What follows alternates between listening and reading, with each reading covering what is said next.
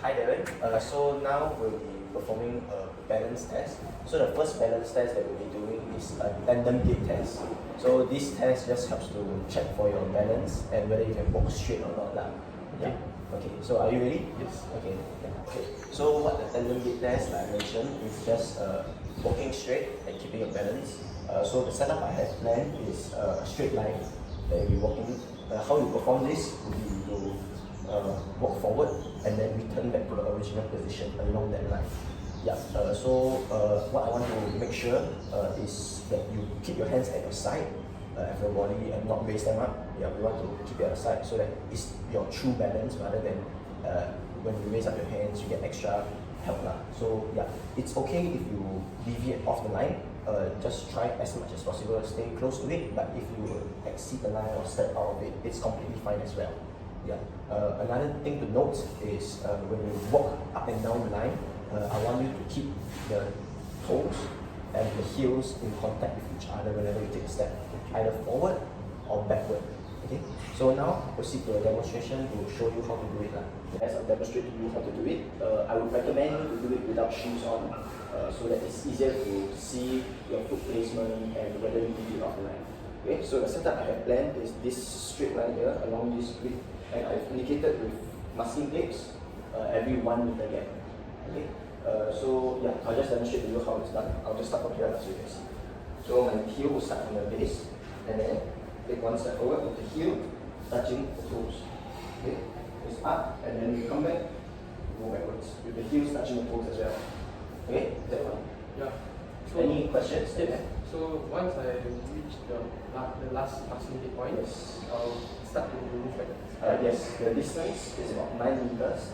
Yeah, so for 9 meters, you start from here, this way, the red square here, and you go there and turn back. Yeah. So are you ready? Yes. Okay, so Darren, you can start the exercise. I'll be here in case you fall down. Yeah. Then remember, keep your hands at your side. Go ahead.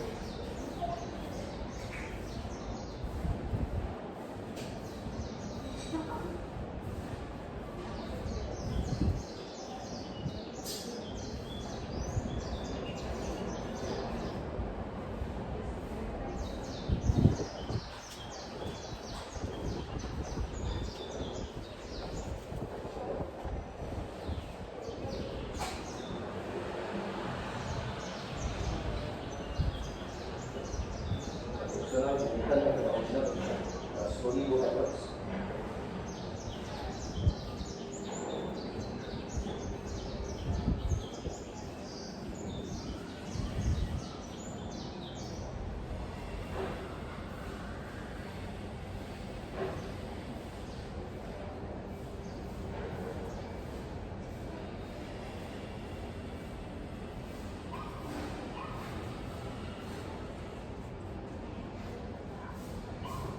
Yes, very good. Okay, so maybe now you face me. Okay, so there was a few instances, I think I counted 2 to 3 instances where your majority of your foot was outside of the line.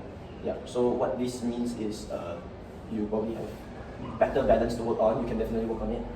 Yeah, but other than that, I think it's a very good performance by you. Yeah, the assessment for this is usually a maximum of 8 before we identify a risk factor for falling.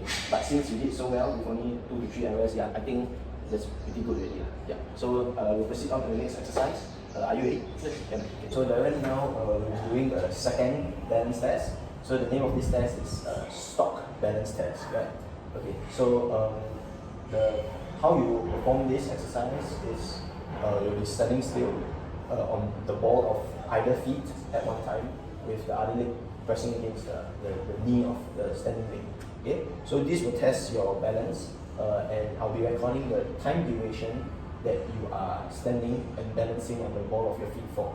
Yeah, so the duration that you stay on the ball of your foot will determine how well your balance is.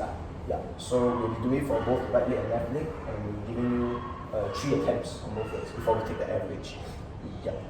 So maybe we move on to the demonstration. Okay, so now we're doing the Stork test. I'll demonstrate to you how to perform first. Okay, so for demonstration purposes, I would also recommend for this exercise to remove the shoes. It is part of the assessment so that it's also your shoe balance rather than having an extra surface area if you wear a shoe. Yep, so I'll be using a stopwatch to time how long you are able to balance for. How we want to position ourselves in preparation for the exercise is to start off with for example, I'll be exercising my left leg first. Okay, so my right leg is the non-standing leg. I'll be placing it on the inside of the knee, this part here. Okay, on the medial part of the knee. And then I'll keep my hands at my waists, right? And then when you're ready, you will raise the heel up off the ground and balance on the ball of the foot. Okay, that will be how you conduct the assessment. Right? Some things to note is that your timing will stop if your hands are moved to the hips, if your leg shifts position, or if your supporting leg comes back down. Yeah. So that are some things that you should try to avoid and not do so that you obtain a higher score. So can I get you to stand on the basket? So now we'll be doing for your left leg. After the practice, I think you're ready. If you need to fall forward, you can just bring down your right leg and support yourself, to balance yourself. But if you fall backwards, I'll be here to catch you. Or if you fall to the sides, I'll be there to catch you as well. Okay, so if you're ready, you can start. I'll start the timing as soon as your heel lifts off the ground. Okay.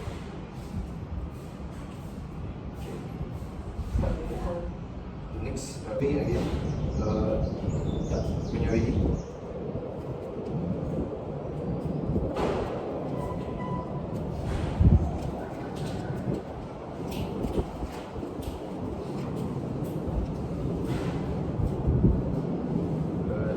Last attempt for your left leg.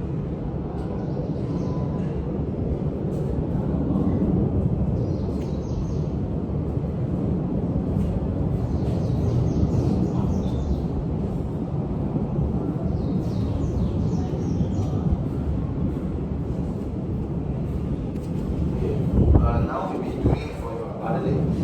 So your right leg will be the one planted on the floor, and you'll be using your left leg to put it on the medial part of it.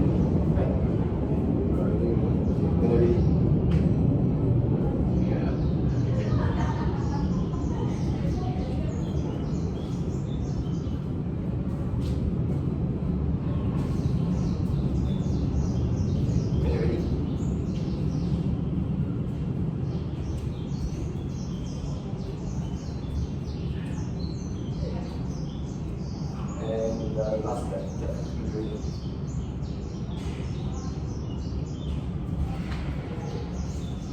okay, Darren. So I've tabulated your scores. I can see that there is a slight difference between your right leg and your left leg when you're planted on the floor. When your right leg was on the floor, the average time was 2.7 seconds, and your left leg was 2.94 seconds. So that means that perhaps your balance in your left leg is better.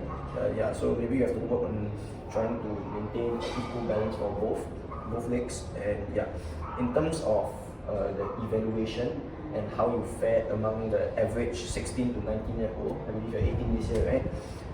So yeah, using this table that suggests a scale where a suitable range that you score will be put you in a category based on the norms of 16 to 19-year-old.